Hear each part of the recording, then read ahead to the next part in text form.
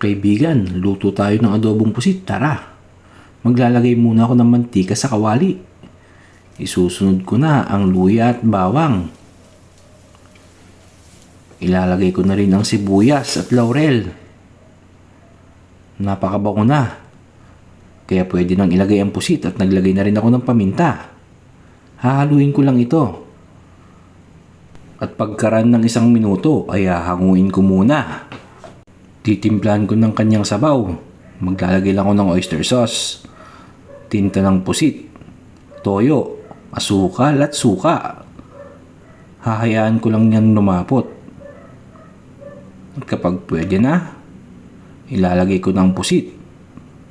Hahalu-haluin ko lang ng 2 minuto pa para kumapit ang sarsa. Pwede na to, kaibigan. Thank you, Lord.